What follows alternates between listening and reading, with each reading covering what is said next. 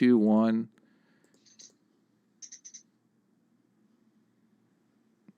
Hey everybody, it's your friend Adam. I'm here for the very first Think Club debates. This channel was demonetized on Christmas Eve of all the time. So I haven't been uploading daily content here for a while, but I wanted to do something with the channel. I've had some back and forth with YouTube. I'm trying to get the channel remonetized.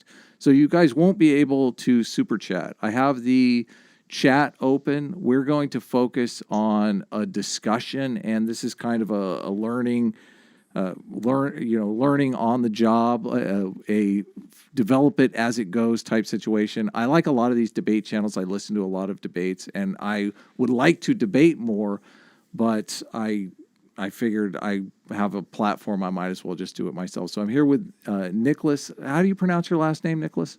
Soutter, same as the judge. So Nicholas Soutter and I had a conversation. You had done a debate with S.J. Thomason, and I had made a response video to that debate, and we were going to kind of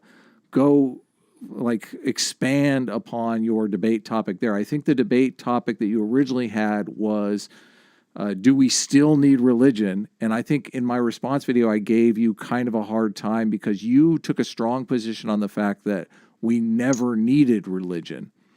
So does that match up with your recollection of our discussion?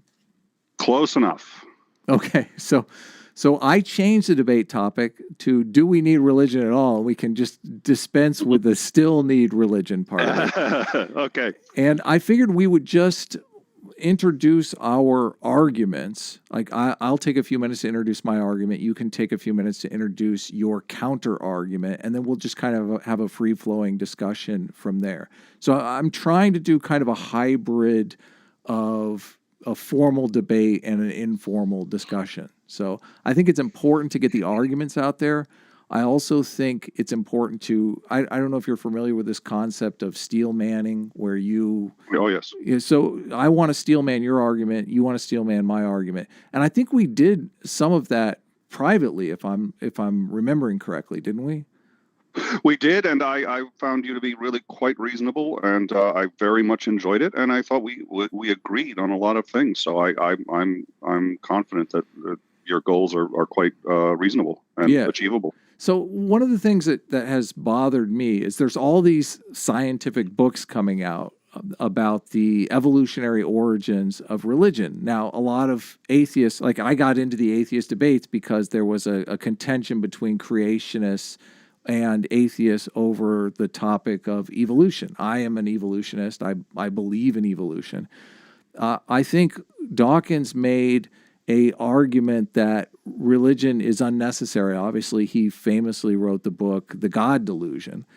So I am in agreement with Dawkins in that I don't believe in religion. I myself am an atheist, but I still think that there is an evolutionary utility to religion. Now, Dawkins has come out and said he doesn't think that. He thinks that he uses the metaphor of a moth, and he's making an argument that religion may have evolved some utility in the past, but in the modern era, we don't know if that utility still exists. In fact, he even goes as far as saying that the utility may be completely gone and it may be a detriment, which I am open to that argument, but like citation needed. I really want to see. Yeah.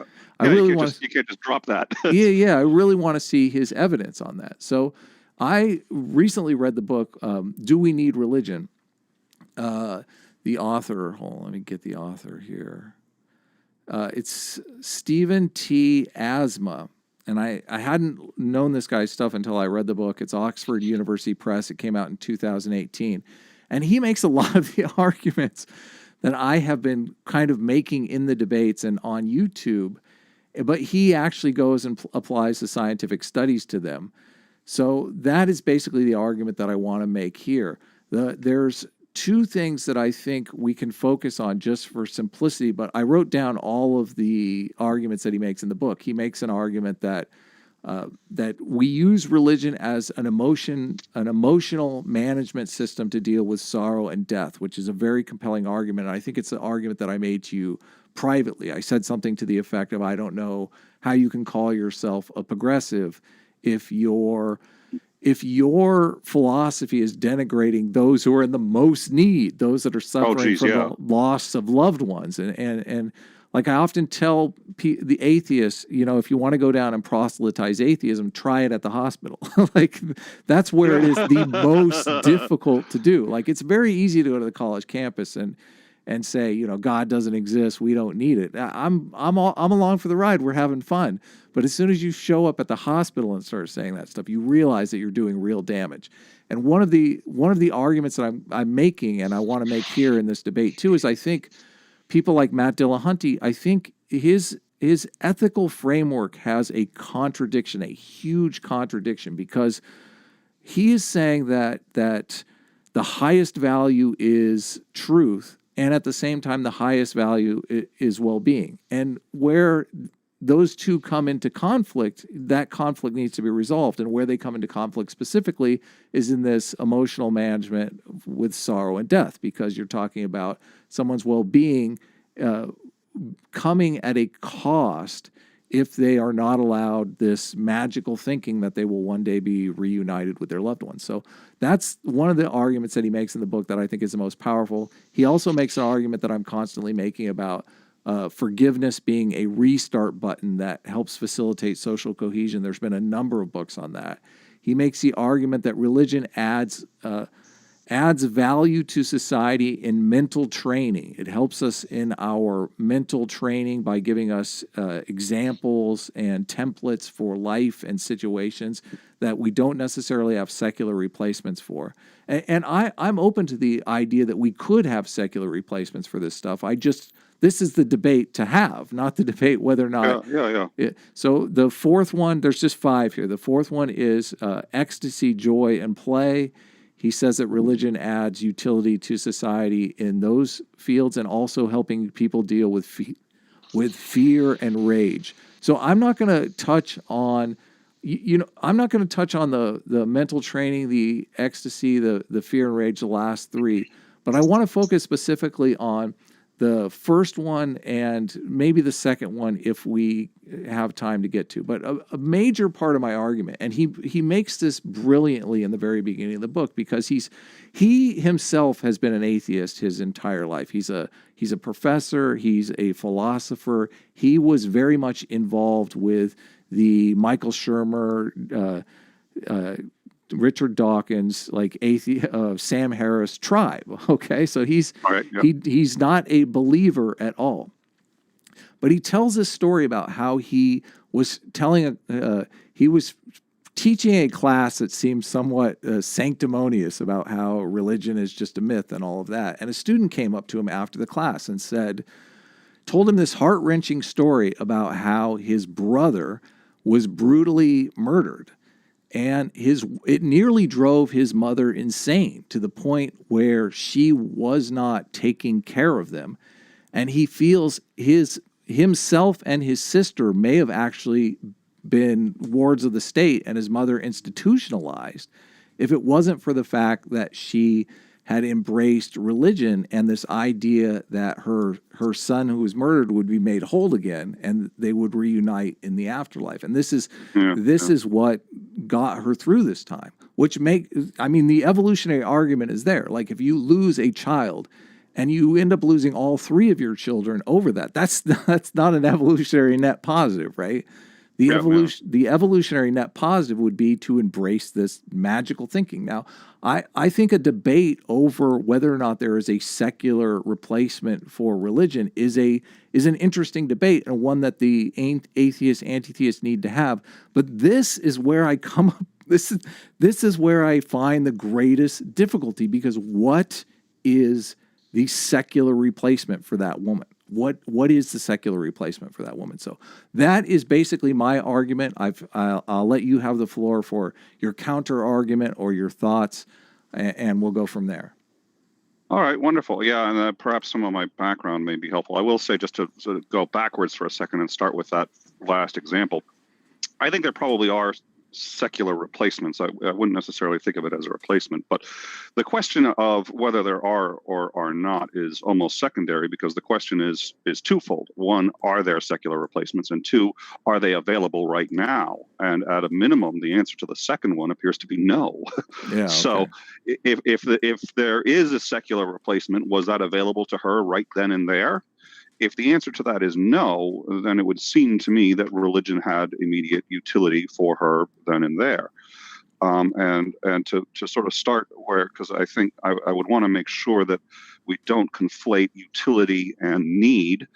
Um, and that may be a point of contention, that may not. It sounds like when you were starting, you were talking about Dawkins and him talking about a need of religion, and then it slipped into him talking about, well, gee, religion doesn't have utility. With SJ, the interesting thing was the debate topic originally was on the utility of religion, and we were supposed to have that on non sequitur, but it ended up getting delayed. So we decided to go do another debate on a different show, and I kind of insisted on a different topic because I didn't want to just take that away from non sequitur. We were waiting on them, and I didn't want to just toss the debate to another channel.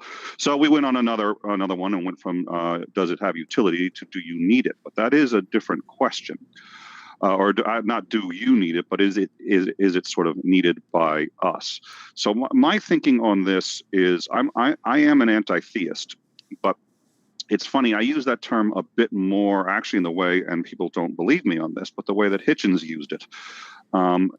He was actually reasonably okay with deism, with the belief in a higher power, and even with the belief maybe that you had a personal relationship with that higher power. There's a great segment from him where he's talking, and you can look it up. It was a debate between him and Al Sharpton, where somebody says, why go against religion? And he says, look, if religion is people's favorite toy, they're going to play with it. They can play with it all they like. I really don't mind if you want to go play with it. If you want to go take your friends and play with this toy and play with your toys and talk about them with all your friends, go ahead and do that. You're not to make me play with the toys, and you're not to make my children play with the toys. And he actually emphasized more than once that was really his fundamental objection. And that's my objection as well. And I think a lot of anti-theists if you look up theism in the dictionary, you'll actually find there are two definitions. The first is any kind of religion or belief in a higher power. The second is specifically a belief in a higher power that has commandments and injunctions and that speaks with you and is opposed to deism. And it can be used either way. A lot of people use it the first way. That's actually the way it's usually used in philosophy. As a philosopher, you'd think that's the way I use it. No, I use it the second way. I have no objection to people who have beliefs that are in a higher power that can't be, that quote, can't be rationalized, that can't be, listen, if it makes you feel good and if it's helpful to you, I think that's great. And on the Codex, when we do talk about deconversion, we actually have sort of deconversion, resources on, because I think it's hard if you do lose your religion. I'm not out to obliterate people's beliefs.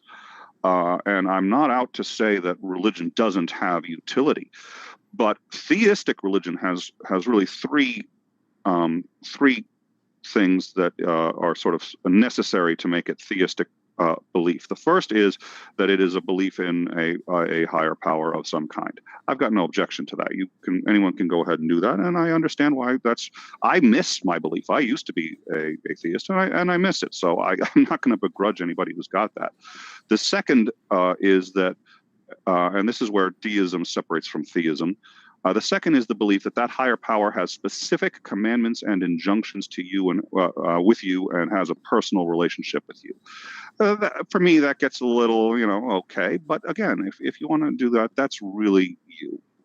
The third is what I have a problem with, and that's that this higher power empowers you to tell other people how to live, empowers you to say that homosexuality is wrong, empowers you to say that you can't get a divorce, empowers you to say, whatever it is, and to start to legislate these rules for other people.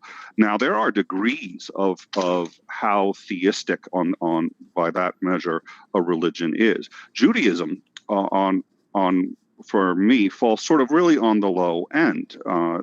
I think, especially in Israel, you can have some significant problems with lack of freedom, especially for women. Yes, they serve in the military, but they're not treated equally. And but in Judaism in particular, they really believe that only Judaism only applies to to Jews. So in my mind, that makes it sort of one of the least offensive theistic religions, and one I don't have a huge number of gripes with. Pantheism, polytheism. Again, every polytheist I've ever met, really, if you want to talk to them about their beliefs, they're happy to do it, but they're not going to push them on you, and they're not going to sit there and say, Odin has this in mind for you. And it's really a much more sort of welcoming and gracious. I've got absolutely no problem with any of that. So as an anti-theist, what I object to is that third thing, which is where we are going to use our beliefs, which we cannot rationally justify in any meaningful sense, and are based on these a number of mystical intuitions, which we've demonstrated is completely unreliable, and we're going to use that to justify how we build a society, how we build laws, and how we operate going forward. And I think that's phenomenally dangerous, and I utterly oppose it. But I don't oppose all religion. I don't oppose all religious beliefs, and I don't oppose all things irrational. Everybody's irrational. I've got no problem. And I tell atheists too. The atheist who says I have no faith, that's really not true. And when you take a look at how knowledge is formed, you're going to have some. But and I think it's unreasonable, and it's unreasonable. So I don't go around being an anti-theist to everybody I meet. If I meet somebody who believes in God, I don't sit there and say, well, gee, why? I don't challenge them. If they want to engage me with it, I'll engage back, and I try to do kid gloves unless I need to go any higher. But I don't. There's no point to that, and there's no good that comes from that. And one of the first stories I remember, one of the first people I ever started really engaging, he sent me a 4-page missive on how, because I didn't believe, my children were going to go to hell. And he described their flesh burning, the smell. He really took his time with this. It was a very long missive on all the things that were going to happen because I didn't believe. And that gets into one of my objections. But, I was freely engaging with the guy, so he's free to do that. But towards the end of our discussions, he sent me a DM and he said, listen, we need to stop these discussions. And I said, why? He said, well, I've been abandoned by everybody I know. I have no family. The female sex won't talk to me. All I've got is this. And if it's not, he said, you're really starting to make me question my belief. And the only reason I don't put a gun to my head is because you can't do it. It's prohibited in Christianity. Well, you stop the engagement, and you don't sit there and try to say, well, can I find an alternative? I'm not a psychologist. I'm not a doctor. I'm not prepared to deal with that kind of thing. You stop the engagement. And that's when I realized too, you're playing with live rounds when you do this, and you're going to make mistakes and you're going to screw people up, but you have to realize these are people with needs too. And, it's not my place to sit there and say what beliefs people can or can't hold. What is my place is to say when they can start imposing those beliefs on others. And that's where I operate sort of full throttle. So I say, yeah, I am a very vocal anti-theist, but it's specifically to that third element of theism and that definition and that brand of theism. I've got no objection to deism, Buddhism. I've got no objection to pantheism, polytheism, or any theism where they keep it, they keep the injunctions at least to themselves. And I don't mind people who want to talk about it. And I don't mind if they want to talk about it publicly. I mind when they start saying this is what God says you should do. That's my objection. So I don't know. I don't think I dealt necessarily with too many of. I will say this. I don't know much about what Matt Dillahunty. I've seen the show a few times, and I know him reasonably well. Atheists talk about valuing truth above all else, and I am largely in that camp.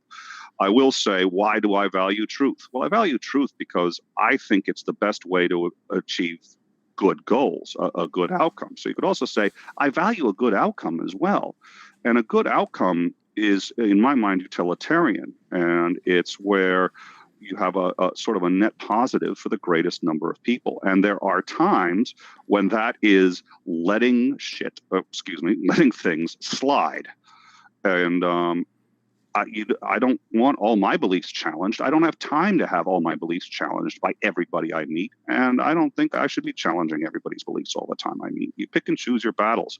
And I think religion I'd like to see religion gone to some extent, but only insofar as its influence over the public sphere. I really don't think it's helpful. I think there are some cases it helps. I think in more cases it hurts. But nonetheless, you can't sit there and say that it doesn't help in some cases. And I think if you're going to sit there and say, why does Sweden, Scandinavia, some of these countries, they have very little religion and they're very, very successful.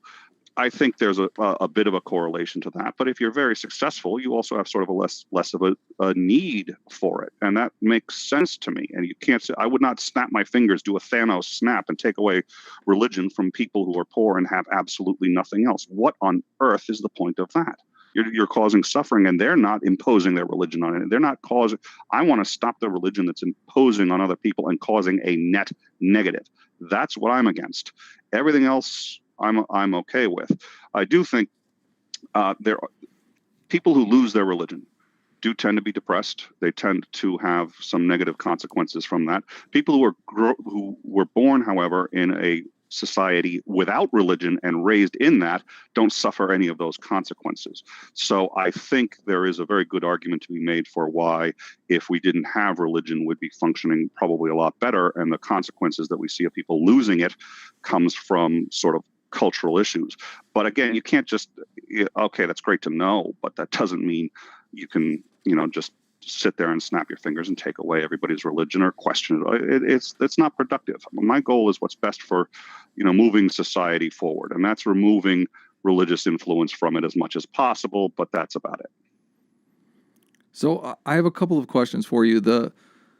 My definition of anti-theist, and it seems like you fit, is someone who believes the world would be a better place without religion. And the reason they believe this is because they believe religion does more harm than good, which is both things that I think you stated in your statement there, correct? With theistic religion, and again, I'm using theistic in the second sense, which is to say theistic, that there is a God who empowers you to tell others how to live. I have absolutely no objection to any deistic religions. I have no objection to a belief in higher power. Let's set those aside for now, because I think the theistic religions are obviously the most prominent, right? I mean, Christianity and Islam are both in the billions. So they are the religions, right? Well, there's a number of pantheists. There's Buddhists. Yeah, but in your estimation, you're saying the world would be a better place without religion. We need to get rid of these religions. And in those religions, you're including the largest religions, right? Yes. So therefore, you're saying we need to get rid of 95% of religion if you're saying we need to get rid of Christianity and Islam. Well, we need to get rid of their influence. I don't mind if they hold it, and it may be that you can't get rid of their influence without getting rid of them. I hope that's not the case. These religions have already evolved, and they're already, the extremist Muslims are obviously having serious issues, but Christianity used to be much more violent and used to be a lot less tolerant. As it becomes more tolerant, and as it tries to exert its influence over other people less, I am more tolerant of Christianity. I would not mind Christianity at all, Christians at all, or anything like that, if they did not believe they did not believe that their God empowered and in fact commanded them to exert their Christianity on others. That's my objection to it. If you can get rid of that element and keep Christianity, I am all for keeping Christianity. I got no problem with it. If you can't, and I suspect you can. That's what we see. We've seen Christianity sort of, chill out in that respect. But that's what I'm against. And if that means getting rid of Christianity, that's what it means. I hope it doesn't mean that. I don't think it has to. But that is what I'm opposed to. But when you say that religion does more harm than good, you are making a claim. And I'm just curious what your evidence for that claim is, because like I said, I'm reading a lot of these texts that are making quite the opposite claim and adding quite a bit of evidence to that. So, well, I would argue that Historically, anything, let's take Christianity because that's the easiest one to go with. Mhm. Anything that has opposed Christian doctrine has been fought off, often violently. This includes uh, the development of the scientific method.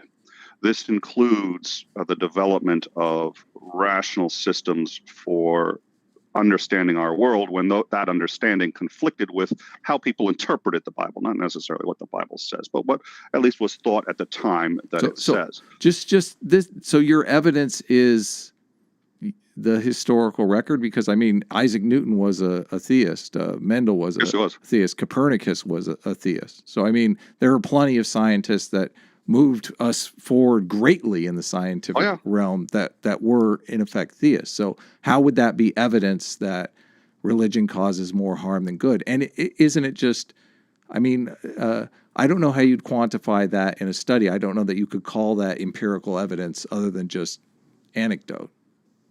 Well. So first of all, and what's his name? Lemaitre, who actually schooled Einstein on the Big Bang. He was a Catholic priest. But he's an interesting example, and so are all of those, because first of all, now Newton, for example, stopped his investigations into the motion of planets because he felt that it was actually done by God and there was no point to continue. Now, it's interesting to know how far he might have gotten if he hadn't allowed that religious blockage to keep him from going further. LeMaitre is interesting, and all of them are But interesting, actually, because how is what you're saying though any more than just conjecture? Like, you know, the storm like destroyed the city because the because of our debauchery. Like I the postulating how far we might have gone if religion didn't exist doesn't seem like evidence or even a path towards evidence for this very tangible claim that you're making that religion does more harm than good.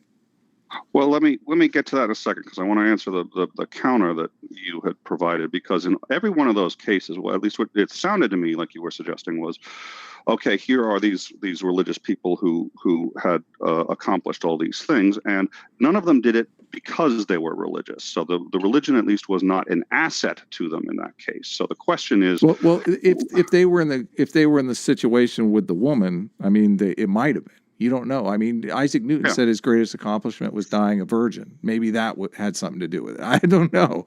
But all I'm saying is this isn't evidence for the claim that you're making. I'm curious where the evidence comes from the claim that you're making that the world would be a better place without religion, because the way that I look at it, evolution acts as kind of a tally sheet of whether or not things are aid in our survival and reproduction. And by all accounts, the fact that religion is so widespread, it's a behavior that's been with us forever throughout the archaeological record, that would imply that it's more good than harm, at least evolutionarily.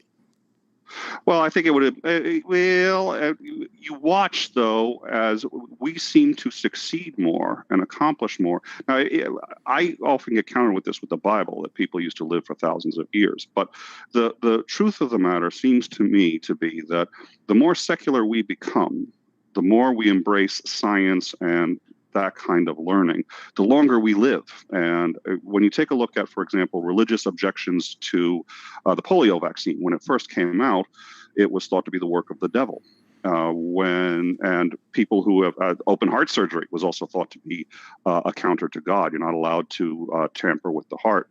When most of our scientific advances, which lead to longer lives, living happier, healthier lives, a lot of them have been opposed on religious grounds by the religious.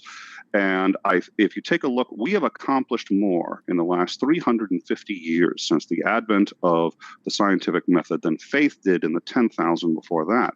And the scientific method, and Bruno, who was burned alive for saying that our star, the sun, was not actually by itself and a unique thing, but just a star like any other. And when I have to believe that burning people who investigated the world and tried to improve our understanding, which demonstrably has made our lives better, burning them alive has a chilling effect and makes people less likely to investigate, which I think, in fact, was in part the point.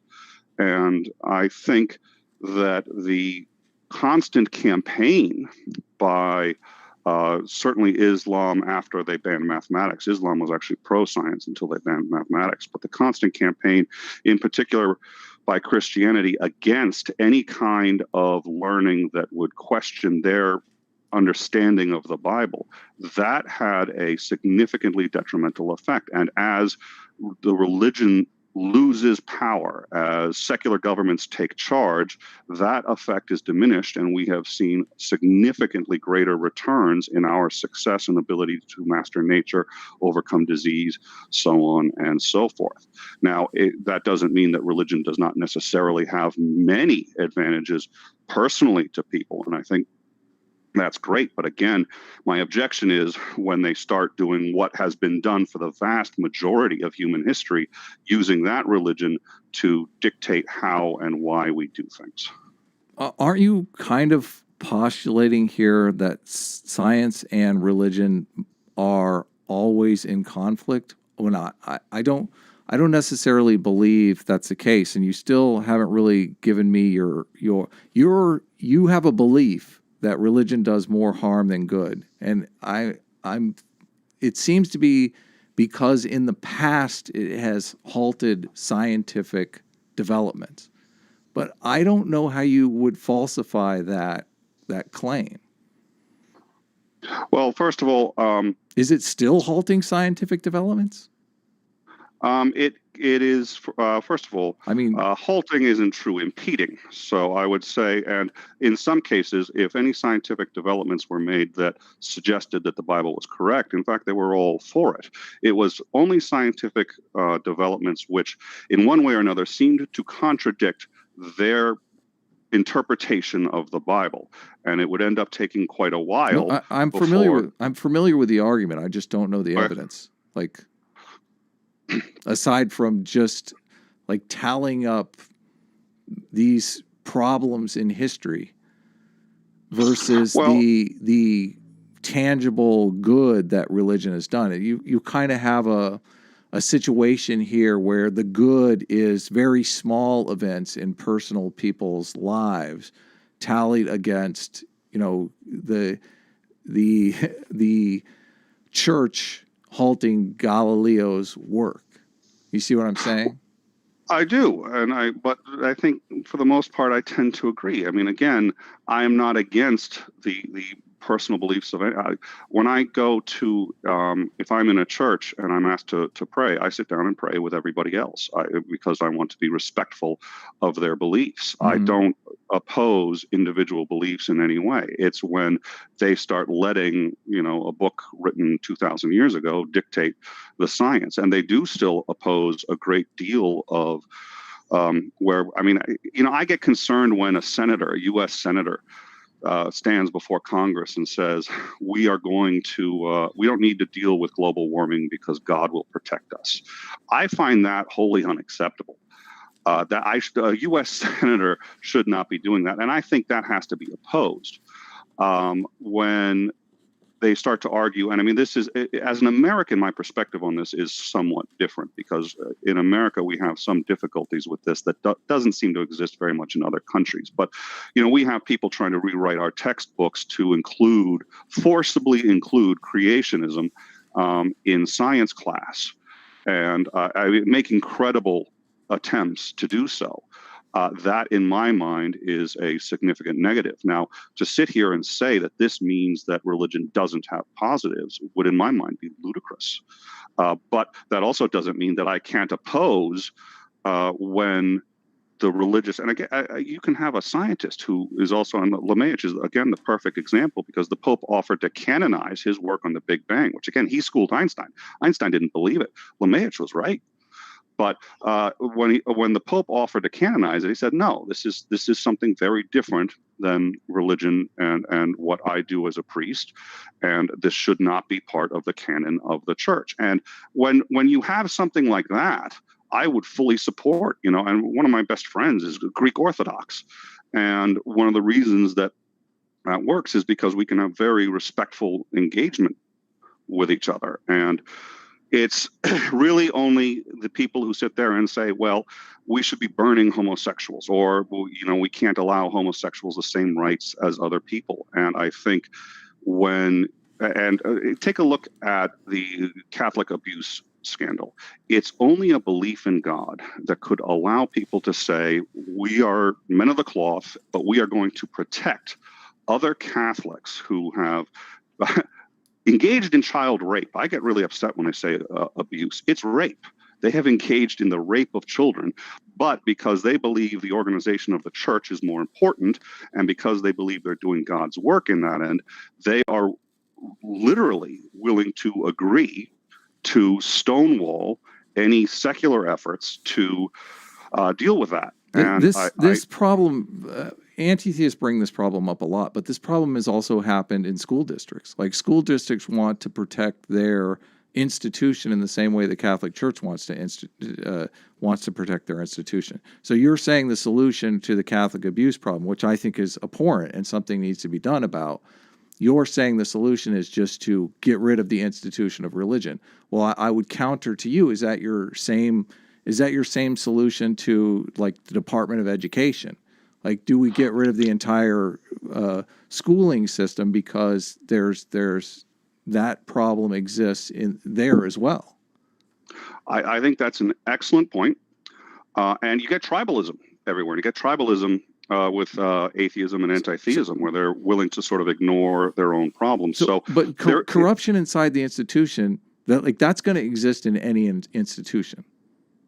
There is some truth to that. I think, however, just because it exists in every institution doesn't mean there aren't some institutions which are more predisposed to it. And again, my answer isn't to get rid of religion. It's to get rid of the notion that the religious somehow are privileged in the creation of society and social rules, again, against homosexuality or anything like that, or B, privileged against those rules. So even in the example that you gave of corruption inside a school system, while they understand at a minimum that what they're doing is probably illegal and that they can suffer consequences from it. In the Catholic Church, for the most part, they are rendered almost completely immune to any sort of consequence, and until recently, have been immune to criticism. If it's not wrong, if they don't know that it's wrong, why are they hiding it? Like, if you're making the argument that it's acceptable in the Catholic Church, then why are they hiding it? Oh, I'm not saying what's acceptable is the hiding of it. They're okay with the hiding of it, especially from secular authorities. I'm sure that rank and file Catholics are not okay with the hiding of it. Like, I'm sure of that too. I completely concur. Like, obviously, the people who have the most to lose are going to be the most predisposed to hiding it. I think that goes with the school system analogy as well. So my question to you is, what are you doing as an anti-theist? Like, if you're saying I don't have a problem with religion, then why are you an anti-theist? I have a problem specifically with, and this, again, with the church and what they're doing. I would have no problem with there being a Catholic Church. I'm not trying to get rid of it. What I am trying to get rid of is this notion that they have been empowered either by the Bible or by God or whatever to establish their own rules and to establish rules for other people, to which they are not beholden either by secular authorities or. And again, the ban on homosexuality is, I think, a very good example. I think there are plenty of other examples where they say, listen, we are going to exercise commandments issued by God 2,000 years ago and tell other people how to live. I don't mind how they live. I just don't think that they have a right to either A, be above the law, or B, enforce their laws. Do you think they are above the law, though? Because I don't see the Catholic Church as being above the law. I think they are very much above the law. I think I live in Boston. I knew Bernard Law. I knew Cardinal. So are you saying that the authorities would not step in if they knew these abuse scandals were going on? That's your claim. No, my claim is that they believe that they believe themselves above the law. So they have actually said that, and I forget the name of the document. Why are they hiding it then? If they are above the law, why are they hiding it? Because they know that they can still suffer the consequences. They Then they believe aren't that above the law. Then they aren't above the law. Well, here's the thing. First of all, when it's the church, it's been my experience that the police tend to be a lot slower to act. Right. They tend to say, okay, well, it's the church. We're not going to necessarily, and there's a stigma against, in fact, there's a stigma against anti-theism, but there's a stigma against engaging the church unless you have even more evidence than maybe necessarily. And then what they have a tendency to do, like with Bernard Law, he was really treated with kid gloves because he was a cardinal. And he wasn't treated like a criminal until he fled ahead of a warrant and went to the Vatican. And again, the document, I can look it up. I forget what the name of it is. No, I don't think either side is going to condone this kind of behavior. So I would call it corruption. You're saying that this institution is more predisposed to corruption than other institutions, which I don't believe. There's a separate issue, though, going between institutional power, which you obviously have a problem with, and the family unit using religion as needed as a kind of therapeutic way of dealing with life. Like I want to go back to my original question about the woman whose son was brutally murdered. Yeah. Like, what solution do we have for her? I really think that this is how religion sustains itself and will continue to sustain itself. And my question is, a lot of people talk about there being that we don't need religion. Like the original debate question was, do we need religion? You've said that there's no evidence that the species needs religion. I'm curious how you're defining need. And it seems to me that the woman in that scenario very much had a need for it, and in kind of even like a way to deal with pain management, as you might after having a surgery or something like that, some traumatic experience. Like, what is the alternative to that through some kind of secular institution? At present, none. That I can think of. Like, let's use our imaginations here. Like, what would be something like that? All right, so let's one thing at a time. I'll start with need. So to start with, what is a need? There are, and I printed out a few, but I don't have. I'm not right at my computer right now. A need would be something that really is essential for one reason or another. Food, air, water, shelter, these are needs. We also have psychological needs. We have a need for love. We have a need for acceptance. It's an absolute need. It's as important as any of the other needs. We have a need for emotional security and stability. That's an interesting one because it's very tough in a world that Hobbes had described as nasty, cold, brutish, and short.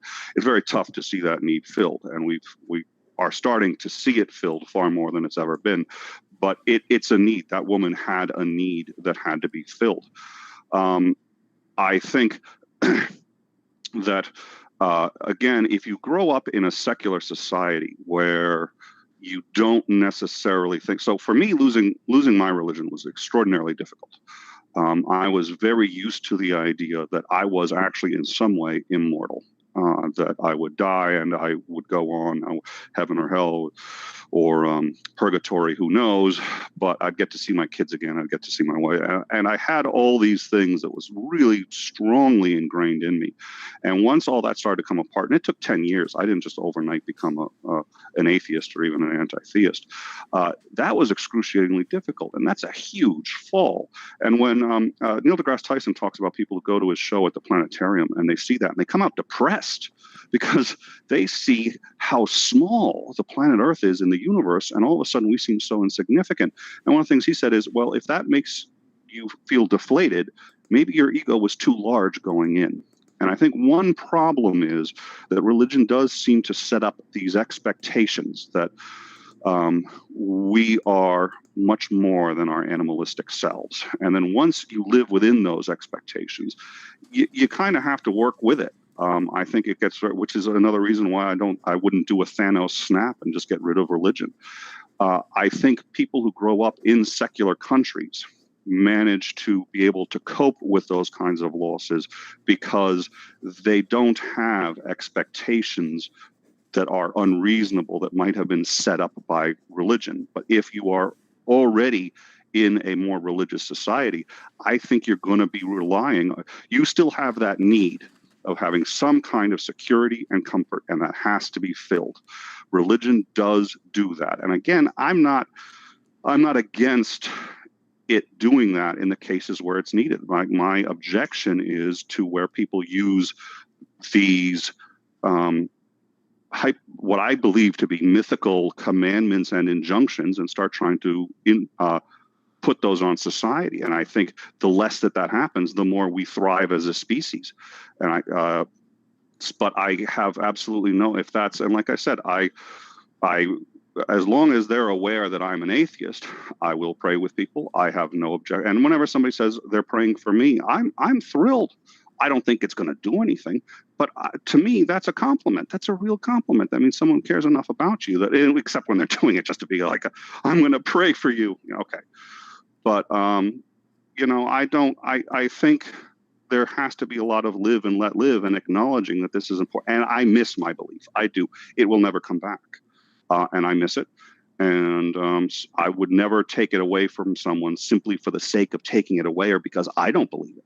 What concerns me is when they allow that to influence how we function and force others to live by it by some means. Do you believe how a person feels is as important as how they think? Do I believe that how a person feels is as how? Could you give me some concrete examples? Well, it seems like you're concerned with the type of thinking that religion gives people, which is a higher cognitive function. Our feelings would be more equated with like the lizard brain. I feel good today. Yeah, I feel happy. I feel, satisfied. Those things are not rational things. That makes a lot of sense. No, I don't think one is necessarily more important than the other. I think we all have to, an artist, a very good artist, we take a look at their work and we have these feelings evoked because that's what they've been in touch with. They've managed to even sometimes suppress, the thinking, and they've come out with the feeling. And we are made of both, and both are important.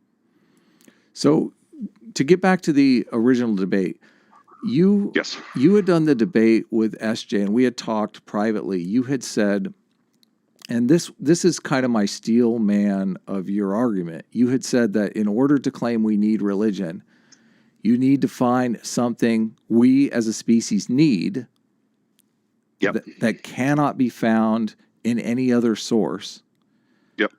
Whereas nothing meets both of those requirements, we do not need religion. But that last part is not true, because you've said that we as a species need psychological health. You said that's what religion serves, psychological health. And you also you've also said that we cannot find that in another source. You said, no, it can't be found elsewhere by secular means. You said it several times. I've asked you to postulate where we could possibly find it, and maybe we can at some future date. But at this point in time, people need psychological health, and that cannot be found in another source. So by that criteria, by your own criteria, we do need religion. I think that's reasonably close. I would argue a couple of fine points. First of all, I think there are probably individuals who are going to need it. That doesn't mean we as a species need it. So some people are more important than others, or some people are. I mean, why would some? I mean, I'm assuming everybody needs psychological health. You're saying some people don't need religion for psychological health.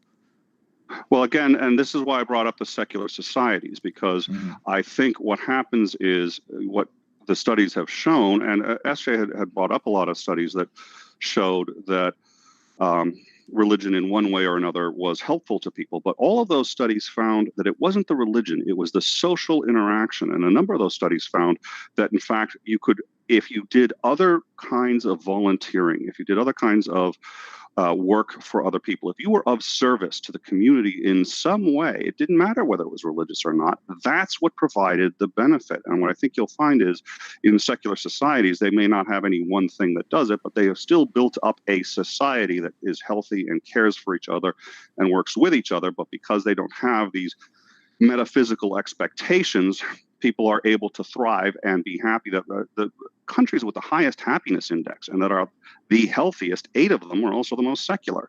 So the notion that we would need religion to fill a psychological gap that can't be filled another way seems to me to be undermined by the fact that there are countries that are successfully doing it. Now, yes, they are successful, and that's part of how and why they do it. So I'm not necessarily saying that the lack of religion has made them successful, but it goes, I think, to the point that, hey, without religion, you can't be happy. There are countries where they succeed in that just fine. I think it's harder for people who grew up with certain metaphysical expectations. So there are individuals for whom, yes, they're going to still need religion individually. I don't think that means we as a species need it. I think we can operate just fine without it, but we do use it, and it certainly does have utility. And for some people, it's got more utility than others. And that's not a judgment, by the way. I'm not trying to say that they're worse people or that people who don't do it are better people. What I am trying to say is that there are going to be people who need it. And I've got no gripe with that. If they do, they do. And if they want me to sit and kneel and pray with them, I'm willing to, as long as they know I'm an atheist, because I personally would maybe find that offensive, having an atheist do it with me, because I would think that would diminish my beliefs. But if that's what they want, and if I'm in their house and it makes them feel, that's what I'm going to do, and I'm going to support it. So I just want to get some of the numbers straight here, because I'm sticking on this point. You're saying we as a species need it, and some people will need it, and some people we won't. do not. No, I said that we as a species do not need it. We do not need.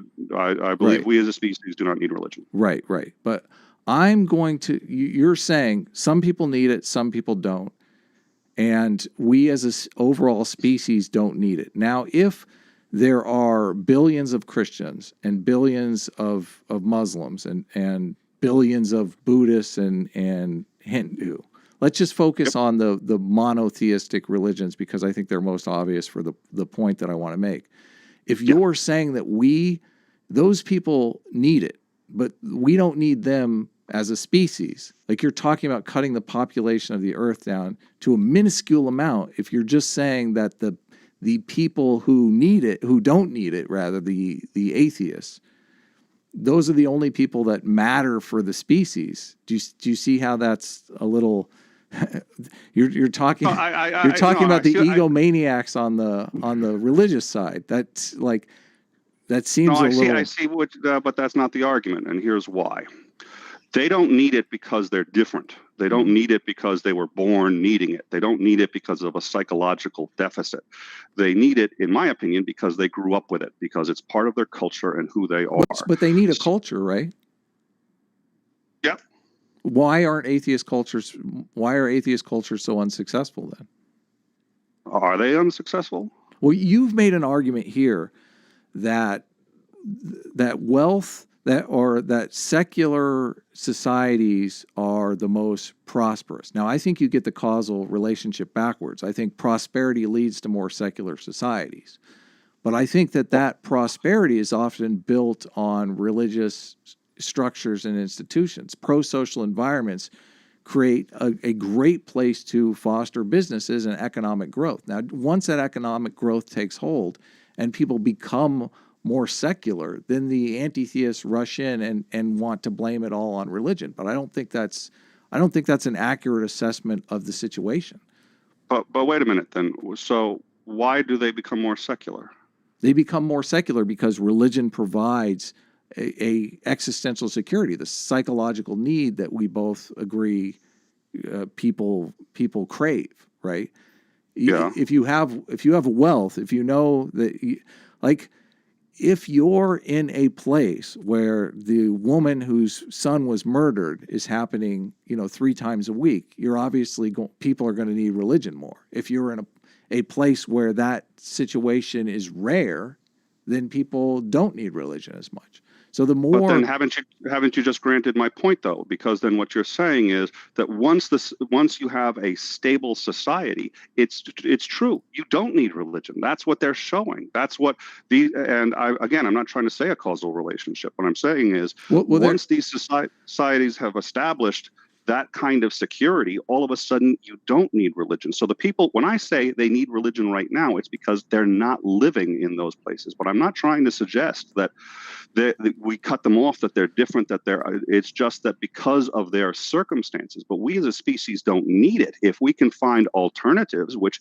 clearly exist because we can see it successful in Scandinavian countries. We know that secular societies can do this because religion falls away. So when you ask me, well, gee, Nick, what does secularism provide? It's a whole host of things. It's no one thing. But the fact that it's worked in these countries suggests to me that it does, in fact, provide it. And if we could get the entire world that successful and that happy, my suspicion is most religion, probably not all, but most religion would just fall away, which then suggests to me we don't actually need it. We use it because it's useful in the absence of other kinds of security, which is really what we should be focusing on. Well, we don't know what happens when those nations fall on hard times. Oh, that's true. My thinking is that the religiosity rushes right back in. And I also want to say that that's probably true. I also want to say, for the simplicity of this debate, I've only focused on the sorrow, death, and emotional management, the first argument that Asma makes in his book. He also makes 5 other arguments about mitigating emotions like fear and rage, the ecstasy, joy, play impulse, the mental training, the forgiveness restart button, which I'm not really touching on. So, all right, just one real quick thing, just FYI, I've only got about another 5 minutes. So I just want to give that's fine. That's fine. So you were very clear in our discussions about this. In order to claim we need religion, you need to find something we as a species need. Yeah. That religion that cannot be filled by any other means than religion. But here's the thing, again, it's clearly being filled by other things in these societies where it works. And I agree, religion may sneak back in if if hard times start to head in. But I looked at some of these secular nations, and I think the anti-theists are making them out to be far more secular than they already are. I think one of the Scandinavian nations is 70% Lutheran. Now, I know the anti-theists will argue that they're just passively Lutheran and it's just some kind of cultural adaptation. They're not really religious.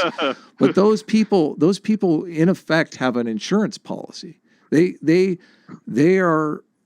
know that those institutions are there when and if they do need them, if they are in the situation where the woman is, where someone is brutally murdered and the sorrow is debilitating. Those institutions can step in. Now, those situations may be rare because of the wealth aspect of it, but I would argue that they still have this insurance policy going, and I would argue that insurance policy is in fact necessary and will always be necessary because we don't know the future. We don't know when we may fall on hard times, when that inherited wisdom may be very necessary.